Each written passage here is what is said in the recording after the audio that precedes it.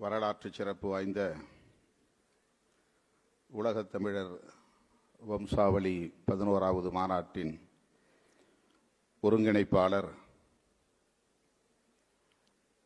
மதிப்பிற்குரிய தோழர் செல்வகுமார் அவர்களே, இந்த மாநாட்டில் பங்கேற்று உரையாற்றி அமர்ந்திருக்கிற மாண்புமிகு பினாங்கு மாநில அமைச்சர் சுந்தரராஜன் அவர்களே, உரையாற்றி விடைபெற்று சென்றிருக்கிற மாண்புமிகு முதல்வர் மற்றும் துணை முதல்வர் ஆகிய பெருந்தகைகளே, இந்த மாநாட்டில் காலை அமர்வில் நம்மிடையே மிகச் சிறப்பான ஒரு உரையை வழங்கி அமர்ந்திருக்கிற விஐடி நிறுவனத்தின் வேந்தர் பெருமதிப்பிற்குரிய அண்ணன் ஜி விஸ்வநாதன் அவர்களே, அவருடன் வருகை தந்திருக்கிற அருமை தோழர் இளவல் விஐடி செல்வம் அவர்களே, எனக்கு முன்னர் இங்கே உரையாற்றி அமர்ந்திருக்கிற சட்டமன்ற உறுப்பினர் மதிப்பிற்குரிய அண்ணன் ஈஸ்வரன் அவர்களே, எனக்கு முன்னர் இங்கே உணர்ச்சிகரமாக தமிழர்களின் நிலை குறித்து எடுத்துரைத்து உலக அரங்கில் தமிழர்களுக்கென்று ஒரு நாடு தேவை என்பதை வலியுறுத்தி உரையாற்றி அமர்ந்திருக்கிற தமிழக வாழ்வுரிமை கட்சியின் தலைவர் சட்டமன்ற உறுப்பினர் அன்பு இளவல் தி வேல்முருகன் அவர்களே, வழக்குரைஞர் பாண்டித்துரை அவர்களே, கவிஞர் ரவி பாரதி அவர்களே,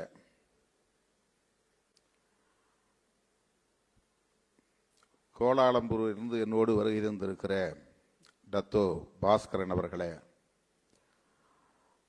தமிழ்மொழி உதவி இயக்குனர் செங்குட்டுவன் அவர்களே, மலேசிய தமிழ் எழுத்தாளர்கள் சங்கத்தின் தலைவர் எழுத்தாளர் ராஜேந்திரன் அவர்களே,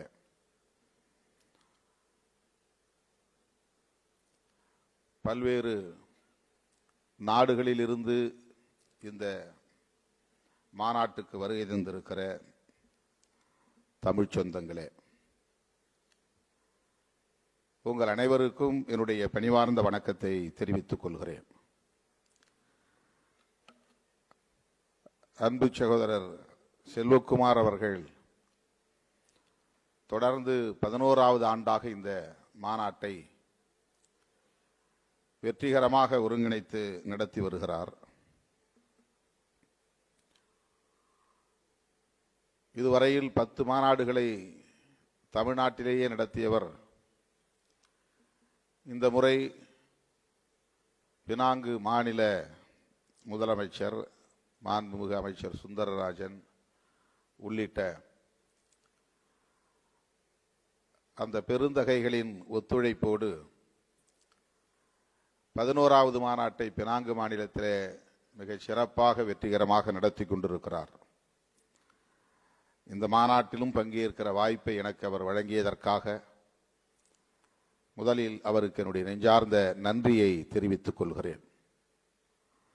அவருடைய தொடர் முயற்சி பாராட்டுதலுக்குரியது. தமிழராய் நாம் ஒருங்கிணைய வேண்டும், உலக அரங்கில் தலைநிமிர வேண்டும் என்கிற அந்த வேட்கையோடு, தொலைநோக்கு பார்வையோடு இந்த மாநாடுகளை அவர் ஆண்டுதோறும் நடத்தி வருவது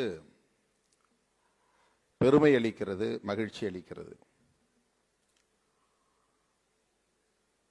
மாண்புமிகு அமைச்சருடைய அண்ணன் ராஜகண்ணப்பன் அவர்கள் காலை அமர்விலே பேசினார். தமிழக அரசின் சார்பிலே பல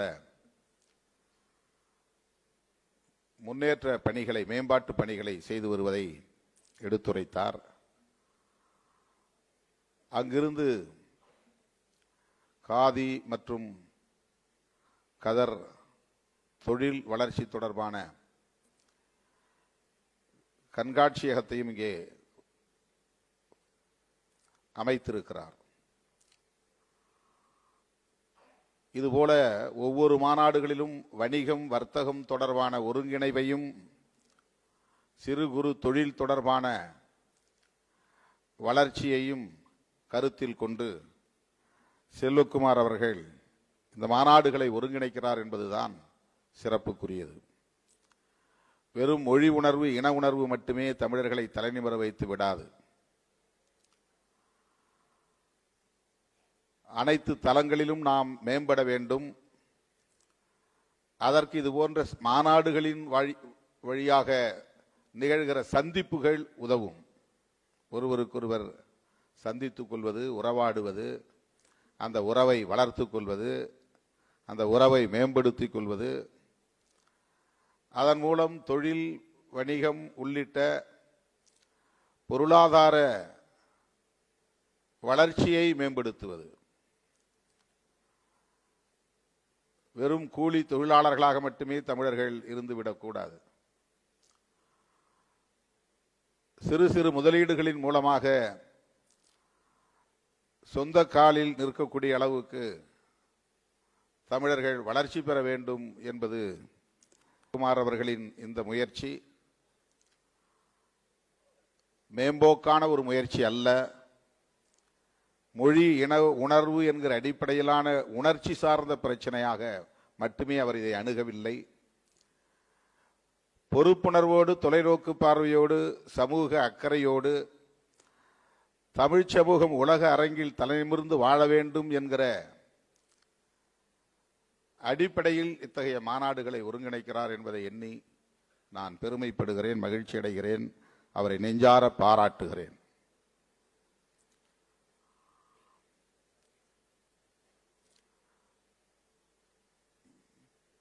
இந்த மாநாட்டில் பேசிய ஒவ்வொருவரும் தமிழரின் பாரம்பரியம் குறித்து, பண்பாடு குறித்து பெருமை பொங்க பேசியதை நாம் கேட்டோம்.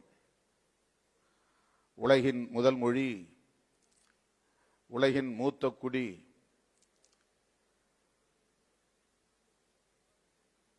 இன்றைக்கும் உலக அரங்கில் பெருமைக்குரிய ஒரு பேரினமாக இந்த இனம் வாழ்ந்து கொண்டிருக்கிறது என்பதையெல்லாம் இங்கே பேச நாம் கேட்டோம். ஆனாலும் கூட நமக்கென்று ஒரு தேசமில்லை என்கிற குறையை வேல்முருகன் அவர்கள் இங்கே சுட்டிக்காட்டினார்.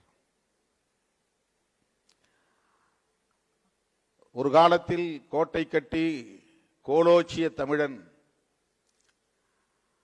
கடல் கடந்து படையெடுத்து பல நாடுகளை வென்ற தமிழன், கங்கை கொண்டான் கடாரம் கொண்டான் என்கிற பட்ட பெயர்களை வென்ற தமிழன் இன்றைக்கு தனக்கென ஒரு தேசமில்லை என்கிற நிலையில் இருக்கிறோம்.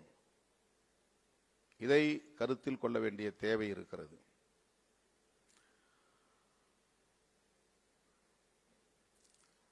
ஆண்ட தமிழ் இனம் அதிலிருந்து எப்படி வழுவியது அல்லது வீழ்ந்தது என்பதை நாம் அறிந்து கொள்ள கடமைப்பட்டிருக்கிறோம்.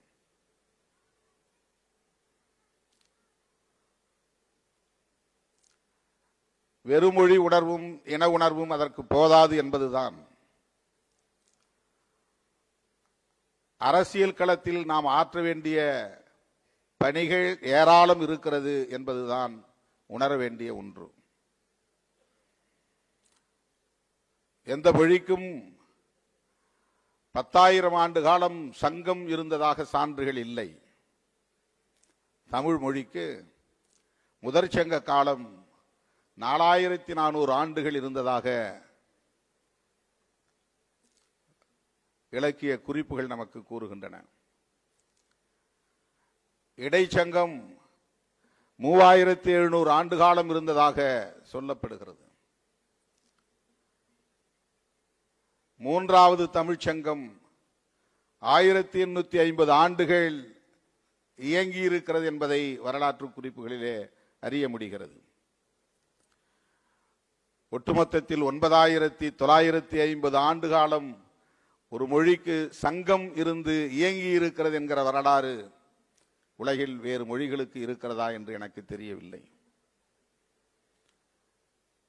மொழியின் வளர்ச்சிக்காக, மொழியின் மேம்பாட்டுக்காக இப்படி சங்கம் வைத்து ஆயிரக்கணக்கான ஆண்டுகளாக இயங்கிய வரலாற்று பெருமை தமிழர்களுக்குத்தான் உண்டு. அப்படிப்பட்ட இந்த தமிழ் உலகத்திற்கு எவ்வளவு பெரிய பங்களிப்பை செய்திருக்கிறது என்பதை எண்ணி நாம் பெருமைப்பட வேண்டும். நான் வந்ததும் நவாஸ்கனி அவர்கள் சொன்னார் என்று கருதுகிறேன். எங்களை எல்லாம் வேட்டி சட்டை கட்டிட்டு வர சொன்னார் செல்வகுமார். பாரம்பரிய உடை, நீங்க மட்டும் பேண்ட் சட்டை போட்டுக்கிட்டு நார்த் இந்தியன் மாதிரி வந்திருக்கிறீங்களே அப்படின்னு கேட்டார். பண்பாடு என்பது உடையில் இருப்பதாக மட்டுமே நாம் நம்புகிறோம். பண்பாடு என்பது பேசுகிற மொழியில் மட்டுமே, அந்த உணர்வில் மட்டுமே இருப்பதாக நாம் நம்புகிறோம். பண்பாடு என்பது நம்முடைய சிந்தனையில் இருக்கிற முதிர்ச்சி, அறிவு முதிர்ச்சியைத்தான் பண்பாடு என்று புரிந்து கொள்ள வேண்டும். உடை உடுத்துவதாக இருந்தாலும், உணவாக இருந்தாலும், வணிகமாக இருந்தாலும், தொழிலாக இருந்தாலும் அதில் வெளிப்படக்கூடிய அந்த அணுகுமுறைகள், மனிதருக்கு மனிதர் பின்பற்றுகிற உறவு முறைகள், அந்த உறவு முறைகளில் வெளிப்படுகிற அணுகுமுறைகள், அதில் வெளிப்படுகிற முதிர்ச்சி என்பதுதான் பண்பாடு.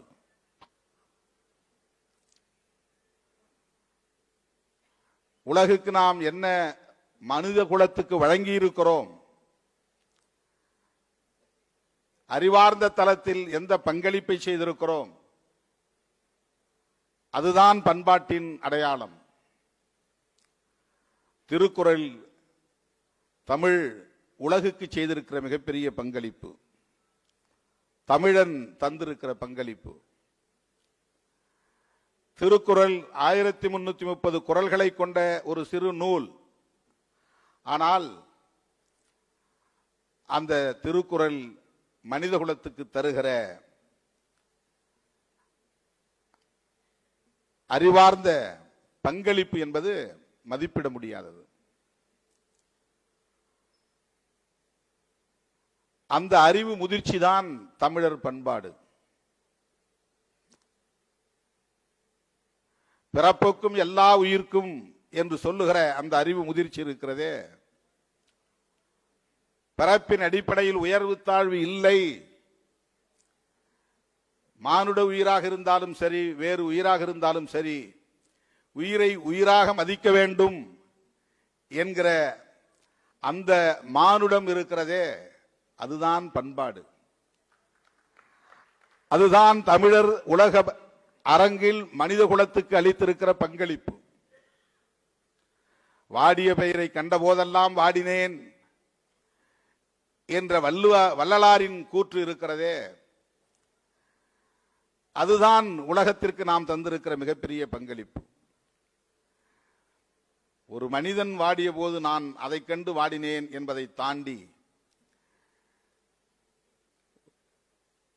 ஒரு பயிர் வாடுகிற போது அந்த பயிர் வாடுகிறதே, அதற்கு வேரில் நீர் இல்லையே, அது வெயிலில் காய்கிறதே என்று அந்த பயிரை போல் மாறி உள்ளம் வாடுகிற உணர்வு இருக்கிறதே, அந்த உணர்வுதான் மாந்தநேயத்தின் உச்சம், அது ஆன்மநேயத்தின் உச்சம். அது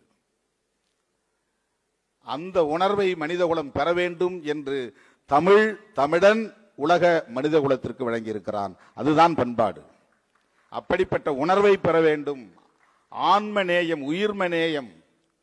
எந்த உயிரையும் பகைக்கவும் கூடாது, வெறுக்கவும் கூடாது, வதைக்கவும் கூடாது, இழிவாக பார்க்க கூடாது. இந்த சிந்தனை முதிர்ச்சி இருக்கிறதே, இதுதான் தமிழரின் பண்பாடு. வாடிய பயிரை கண்ட போதெல்லாம் வாடினேன் என்கிற அந்த உணர்வு இருக்கிறதே, அது எவ்வளவு பெரிய முதிர்ச்சி என்பதை நாம் புரிந்து கொள்ள வேண்டும். கணியன் பூங்குன்றன் யாதும் ஊரே யாவரும் கேளீர் என்று சொன்னான். 4 சொற்கள், 2 சொற்றொடர்.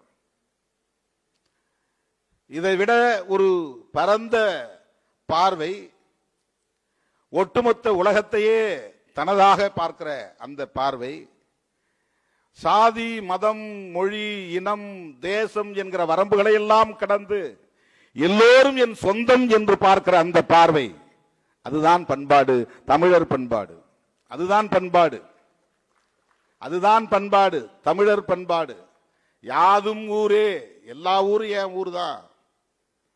இந்த மாவட்டம் ஏன் மாவட்டம், இந்த கிராமம் ஏன் கிராமம் என்று குறுகிய கண்ணோட்டத்திற்குள்ளே உழல வேண்டாம். இது என்னுடைய நாடு, இது என்னுடைய மொழி என்கிற குறுகிய கண்ணோட்டத்தில் நீ இருக்க வேண்டாம். உலகமே என் ஊர் என்று பார். உலகமெங்கும் வாழுகிற மனித குலத்தை என் சொந்தம் என்று எண்ணு, கருது, போற்று. எவ்வளவு உயர்ந்த பார்வை, பரந்த பார்வை, விரிந்த பார்வை.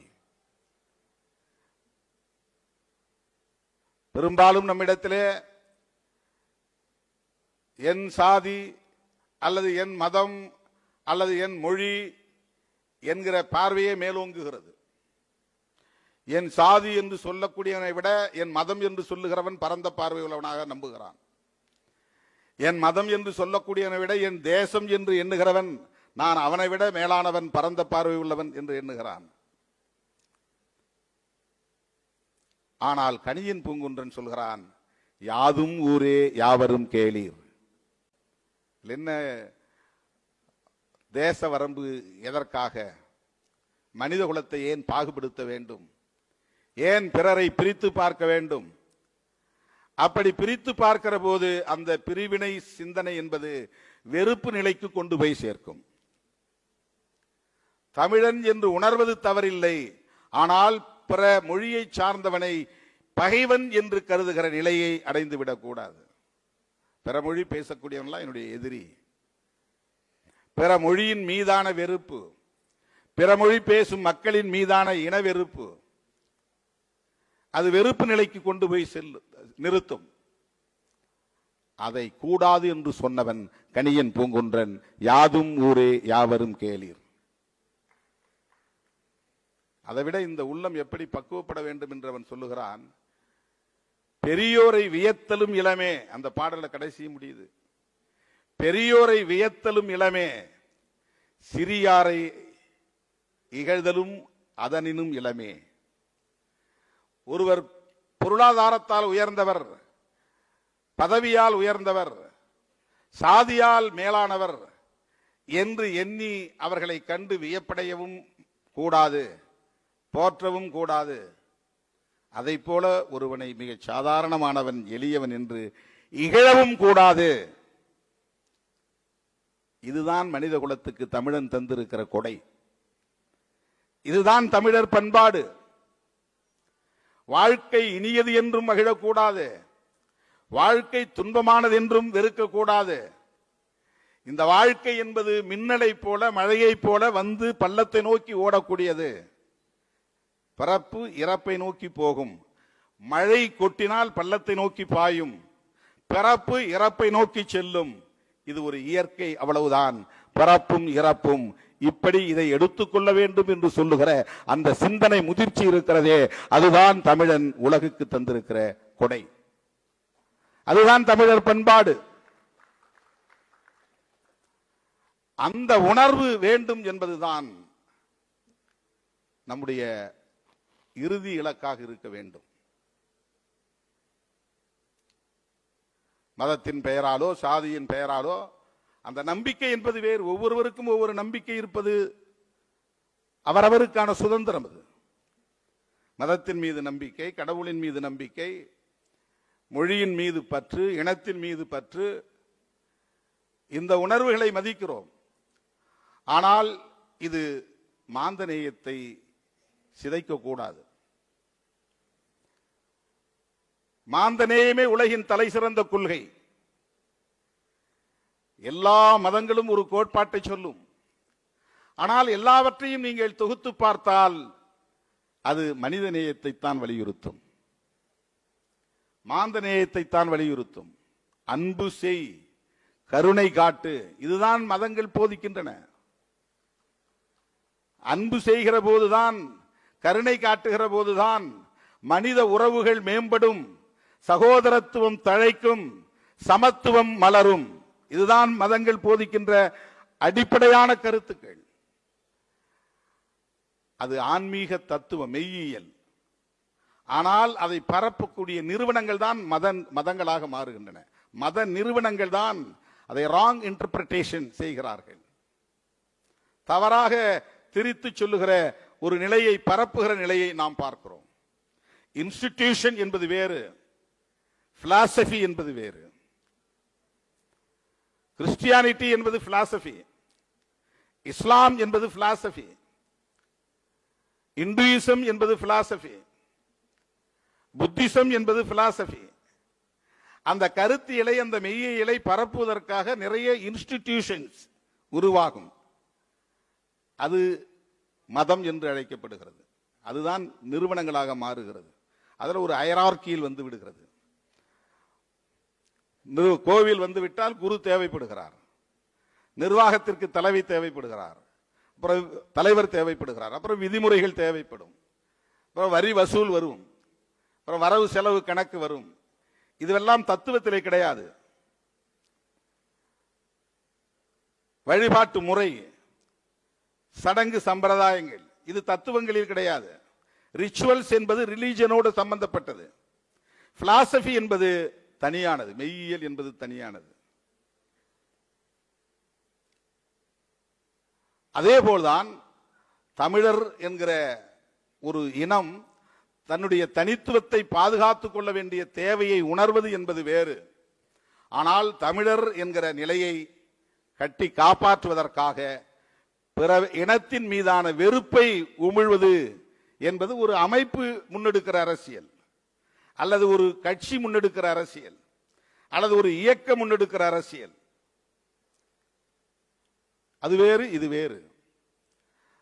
மொழியின் மீதான பற்று, மொழியின் மீதான ஈடுபாடு என்பது ஒரு நீண்ட நெடிய பாரம்பரியமுள்ள ஒரு இனத்தின் தனித்துவத்தை பாதுகாத்துக் கொள்வதற்கான ஒரு விழிப்புணர்வு. அந்த விழிப்புணர்வு தேவை. மொழி உணர்வு என்பது வரலாற்று விழிப்புணர்வாக இருக்க வேண்டும், வரலாற்று பின்னணியுடன் கூடிய ஒரு விழிப்புணர்வாக இருக்க வேண்டும். அண்ணன் அவர்கள் சொன்னதைப் போல இன்றைக்கு உலகத்தில் 7 மொழிகள் தான் நீடித்து வாழுகின்றன என்பதை எடுத்து சொன்னார். எத்தனையோ மொழிகள் தோன்றி மிகப்பெரிய அளவிலே மக்கள் மயமாகி பிறகு அது பேசுவதற்கே ஆள் இல்லாமல் சிதைந்து போயிருக்கிறது. ஏனென்றால் எந்த மொழியை மக்கள் பேசினார்களோ அவர்கள் பிற மொழியை உள்வாங்கிக் கொண்டு தலைமுறை தலைமுறையாக மாறுகிற போது மக்கள் மாறிக்கொண்டே போகிறார்கள். அவர்கள் பேசிய மொழி சிதைந்து கொண்டே போய்விடுகிறது, பேசுவதற்கு ஆள் இல்லாமல் போகிறார்கள். சமகாலத்தில் தோன்றிய மொழி அல்லது மூத்த மொழி, இளைய மொழி என்கிற வாதம் இன்றைக்கும் சமஸ்கிருதத்திற்கும் தமிழுக்கும் இடையிலே நடந்து கொண்டிருக்கிறது. சமஸ்கிருதத்திலிருந்துதான் தமிழ் தோன்றியது என்கிற வாதம் வட இந்தியர்களிடம் உண்டு. தமிழில் இருந்துதான் பிற மொழிகள் தோன்றின என்கிற வாதம் தமிழ் அறிஞர்களிடையே உண்டு. இந்த இரு மொழிகளும் சமகாலத்தில் தோன்றியவை என்கிற வாதமும் உண்டு. இது இன்னும் நிகழ்ந்து கொண்டிருக்கிறது. ஆனால் தமிழ் இன்னும் பிழைத்திருக்கிறது, வலுவாக இருக்கிறது, 10 கோடி மக்கள் பேசுகிற மொழியாக இருக்கிறது. சமஸ்கிருதம் பேசுவதற்கு ஆள் இல்லாத மொழியாக, வெறும் ஏடுகளில் இருக்கிற மொழியாக மாறிவிட்டது. இந்தியாவிலே மிகப்பெரிய அளவிலே கோலோச்சிய ஒரு மொழியாக பாலி மொழியும் இருந்தது. இன்றைக்கு பாலி மொழி என்று சொல்லுவதற்கு கூட ஆள் இல்லை. பௌத்தத்தை பரப்பிய மொழி, பௌத்த இலக்கியங்கள் மலிந்த மொழி பாலி மொழி. புத்தர் பேசிய மொழி பாலி மொழி. அவருடைய போதனைகள் அனைத்தும் பாலி மொழியில் தான் வந்தன. சமஸ்கிருதம் வேறு, பாலி வேறு, பிராகிருதம் வேறு. அந்த மொழிகள் எல்லாம் இன்றைக்கு இல்லை. தமிழ் வாழ்ந்த காலத்தில் சமகாலத்தில் இயங்கிய மொழிகள் அவையெல்லாம் மக்களால் பேசப்பட்ட மொழிகள். பாலி மொழி எங்கே போனது? பிராகிருதம் எங்கே போனது? தமிழ் இன்னும் இருக்கிறது, உயிர்ப்போடு இருக்கிறது. எத்தனையோ படையெடுப்புகள் நிகழ்ந்தன, மொழி கலப்பு உருவாயின. ஆனாலும் தமிழ் நீடிக்கிறது, நிலைத்திருக்கிறது, உயிர்ப்புடன் இயங்குகிறது. அதனால்தான்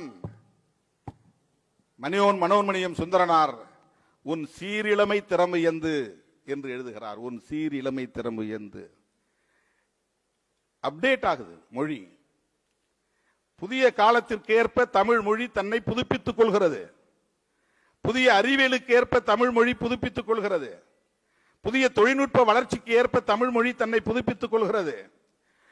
உலக அரங்கில் வளர்ச்சி அடைந்து வருகிற நாகரிகத்திற்கு ஏற்ப தமிழ் மொழி தன்னை புதுப்பித்துக் கொள்கிறது.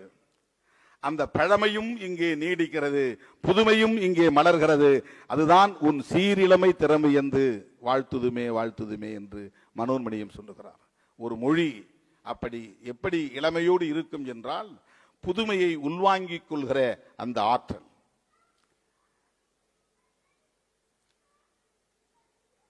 தெலுங்கிலே இருக்கிற சமஸ்கிருதத்தை பிரித்தால் மிச்சம் இருப்பது, எஞ்சி இருப்பது தமிழ்தான். மலையாளத்திலே சமஸ்கிருதத்தை நீக்கிவிட்டால் எஞ்சுவது தமிழ்தான், மலையாளம் இருக்காது. கன்னடத்திலே இருக்கிற சமஸ்கிருதத்தை நீக்கிவிட்டால் எஞ்சுவது தமிழ்தான், கன்னடம் என்ற ஒரு மொழி இருக்காது. ஆனால் தமிழில் கலந்த பிற மொழிகளை நீக்கினாலும் தமிழ் எஞ்சி இருக்கும், தமிழ் உயிரோடு இருக்கும். பிற மொழி இல்லாமல் இயங்கக்கூடிய, கலப்பு சொற்கள் இல்லாமல் இயங்கக்கூடிய உயிர்ப்பு ஆற்றல் தமிழுக்கு உண்டு.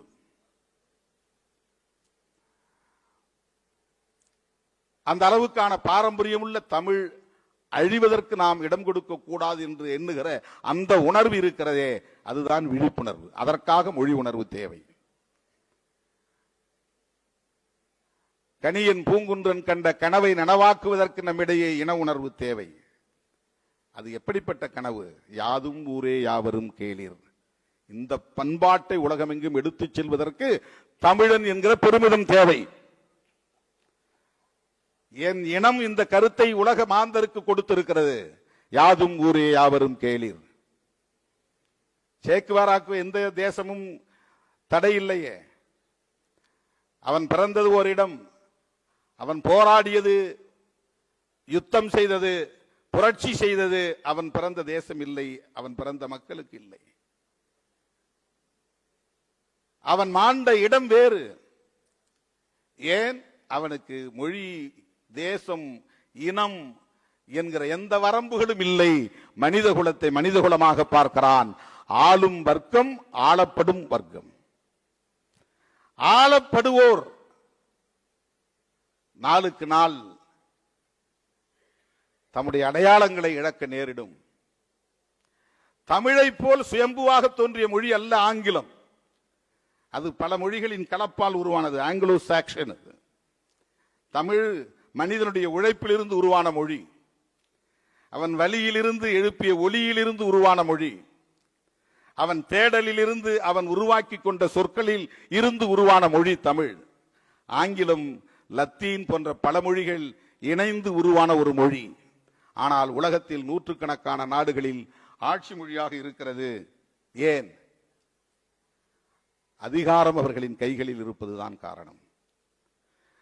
ஒரு பண்பாடு வளம் பெற வேண்டுமானால், அது மேம்பட வேண்டுமானால், ஒரு மொழி தன்னை மேலும் வளர்த்து கொண்டு தக்க வைத்துக் கொள்ள வேண்டுமானால், அந்த மொழியை பேசுகிற தாய்மொழியாக கொண்டிருக்கிற இனம் ஆட்சி அதிகாரம் கொண்ட இனமாக இருக்க வேண்டும். ஆங்கிலேயர்கள் ஆட்சி அதிகாரம் உள்ளவர்களாக இருந்ததால் தான் அவர்கள் எங்கெல்லாம் ஆண்டார்களோ அங்கெல்லாம் அவர்களின் மொழி ஆட்சி மொழியானது. அவன் இங்கே வந்தபோது எண்ணிக்கையில் சொற்பம். இங்கே பேசிய தமிழ் பேசிய மக்களின் எண்ணிக்கை அதிகம், இந்தி பேசிய மக்களின் எண்ணிக்கை அதிகம். அவன் இங்கே இந்தி பேசுகிறவர்களுக்கு ஏற்ப வியாபாரம் செய்ய வேண்டும் என்று இந்தி கற்றுக்கொள்ளவில்லை. அவன் தமிழர்களிடையே வியாபாரம் செய்ய வேண்டும் என்பதற்காக தமிழை கற்றுக்கொள்ளவில்லை. அவன் மொழியை தமிழன் கற்றுக்கொள்ள வேண்டும் என்று அவன் விரும்பினான். அவன் மொழியை இந்தி பேசுகிறவன் கற்றுக்கொள்ள வேண்டும் என்று விரும்பினான். ஏனென்றால் அவன் ஆட்சி அதிகாரத்தில் இருக்கிற ஒரு இனமாக இருந்தான். அவன் ஆண்ட இடங்களிலெல்லாம் தேசங்களிலெல்லாம் அவன் மொழியே ஆட்சி மொழியானது. அவன் மொழி ஆட்சி மொழியானதால் அவன் பின்பற்றிய கலாச்சாரமே அந்த மக்களின் மீது திணிக்கப்பட்டது. எனவே தமிழர்கள் உலகத்தில் எந்த நாட்டில் இருந்தாலும் அரசியல் வேட்கை உள்ளவர்களாக இருக்க வேண்டும், அதிகார வேட்கை உள்ளவர்களாக இருக்க வேண்டும். அந்தந்த தேசங்களில் ஆளும் அதிகார பீடத்தில் அமருகிற அந்த வேட்கை வேண்டும். மலேசியாவிலும் தமிழர்கள் ஆட்சி அதிகார பீடத்தில் இருக்க வேண்டும். நாட்டை கைப்பற்ற வேண்டும் என்பதல்ல, ஆட்சி அதிகாரத்தில் பங்கு பெற வேண்டும். அதுதான் எம்பவர்மெண்ட். எல்லா அதிகாரங்களையும் விட வலிமையானது ஆட்சி அதிகாரம். எல்லாவற்றையும் தீர்மானிக்க வல்லது ஆட்சி அதிகாரம். அது தமிழனுக்கு தேவை. ஒரு மாநிலத்தில் முதலமைச்சராக இருப்பதல்ல, ஒரு தேசத்தின் ஆட்சி அதிகார பீடத்தில் இருப்பது. இந்தியா என்பது ஒரு நாடு, தமிழ்நாடு என்பது ஒரு மாநிலம். இந்திய தேசத்தின் ஆட்சி பீடத்தில் தமிழர்களின் பங்கு என்ன? இந்த வேட்கை தமிழர்களுக்கு இருக்க வேண்டும். அப்போதுதான் இந்த ஆயிரக்கணக்கான அல்லது லட்சக்கணக்கான ஆண்டுகளுக்கு உரிய பாரம்பரியத்தை கொண்ட இந்த இனம், 3.25 லட்சம் ஆண்டுகளுக்கு உரிய பாரம்பரியம் கொண்ட மொழி தமிழ் மொழி என்கிறார்கள். தொல்காப்பியம் 3000 ஆண்டுகளுக்கு முன்னால் உருவானது என்கிறார்கள். சிலர் 5000 ஆண்டுகள் என்கிறார்கள். ஒரு மொழிக்கு இலக்கணம் உருவாக வேண்டுமானால் பல ஆயிரம் ஆண்டுகளை கடந்து வந்த பிறகுதான் ஒரு மொழிக்கு இலக்கணம் உருவாக முடியும். இலக்கிய வளம் நிறைந்த ஒரு மொழி என்றால் அது பல ஆயிரம் ஆண்டுகளை கடந்து வந்துதான் இலக்கிய வளம் கொண்டதாக அது மாற முடியும். அப்படிப்பட்ட ஒரு நீண்ட நெடிய பாரம்பரியம் உள்ள மொழியை பேசுகிற இனம் எதிர்காலத்தில் 3ஆம் தர குடிமக்களாக 4ஆம் தர குடிமக்களாக மாறிவிடக் கூடாது. தமிழ் பேசுகிறவர்கள் எவரும் இல்லை என்கிற நிலை ஏற்பட்டுவிடக் கூடாது. தமிழ் நிலைத்திருக்க வேண்டும், தமிழர் பாரம்பரியம் நிலைத்திருக்க வேண்டும். தமிழர் பண்பாடு என்கிற பரப்புக்கும் எல்லா உயிர்க்கும் என்று சொன்ன வள்ளுவனின் கூற்றுதான் தமிழர் பண்பாடு. வாடிய பெயரை கண்டபோதெல்லாம் வாடினேன் என்று சொன்ன வள்ளலாரின் கூற்றுதான் தமிழர் பண்பாடு. யாதும் ஊரே யாவரும் கேளீர் என்று சொன்ன கணியன் பூங்குன்றனாரின் சிந்தனை தான் தமிழர் பண்பாடு. இந்த தமிழர் பண்பாட்டை தக்க வைப்பதற்கு, பாதுகாப்பதற்கு, உலகமெல்லாம் கொண்டு போய் சேர்ப்பதற்கு நமக்கு இன உணர்வும் மொழி உணர்வும் தேவை என்பதை சொல்லி இந்த வாய்ப்புக்கு நன்றி கூறி முடிக்கிறேன். நன்றி, வணக்கம்.